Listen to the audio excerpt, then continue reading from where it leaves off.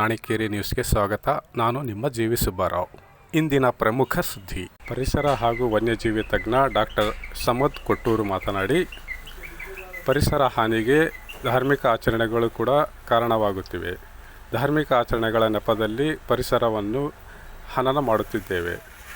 ಯಾವುದೇ ಧಾರ್ಮಿಕ ಆಚರಣೆಗಳಿಂದ ಪರಿಸರಕ್ಕೆ ಹಾನಿಯಾಗಬಾರದು ಎಂದು ಸಲಹೆ ಮಾಡಿದರು.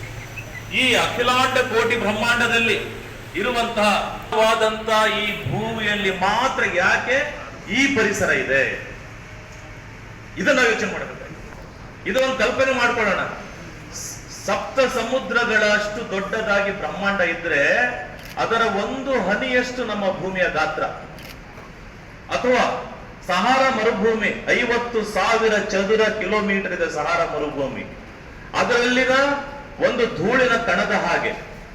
ಸಹಾರಾ ಮರುಭೂಮಿ ಅಂತ ಹೇಳಿದ್ರೆ ಅದರಲ್ಲಿ ಎಷ್ಟು ಮರಳಿನ ಕಣಗಳಿದಾವೆ. ಹಾಗೆ ಬ್ರಹ್ಮಾಂಡದಲ್ಲಿ ಗ್ರಹಗಳು, ನಕ್ಷತ್ರಗಳಿದಾವೆ. ಅದರಲ್ಲಿ ಒಂದು ಧೂಳಿನ ಕಣದಕ್ಕೆ ಸಮಾನ ನಮ್ಮ ಭೂಮಿ. ಅದೇ ರೀತಿ ರಾತ್ರಿ ವೇಳೆ ನೋಡಿದಾಗ ಆಕಾಶದಲ್ಲಿ ಒಂದು ಬೆಳ್ಳನೆಯ ಒಂದು ಗೆರೆ ತರ ಕಾಣುತ್ತೆ. ಅದು ಆಕಾಶ ಗಂಗೆ, ಕ್ಷೀರಪಥ. ಅದು ಯಾವ ತರ ಇದೆ ಅಂತ ಹೇಳಿದ್ರೆ, ನಮ್ಮ ಮಸ್ಕಿಟೋ ಕಾಯಿಲೆ ಇದೆಯಲ್ಲ, ಟಾರ್ಟೈ ಸೊಳ್ಳೆ ಬತ್ತಿ ತರ ಹೋಗ್ಲಿಕ್ಕೆ ಎಷ್ಟೋ ಜ್ಯೋತಿರ್ವರ್ಷಗಳು ಬೇಕು. ಜ್ಯೋತಿರ್ವರ್ಷ ಅಂತ ಹೇಳಿದ್ರೆ ಒಂದು ಸೆಕೆಂಡ್ ನಲ್ಲಿ 3 ಲಕ್ಷ ಕಿಲೋಮೀಟರ್ ವೇಗ, ಬೆಳಕಿನ ವೇಗ.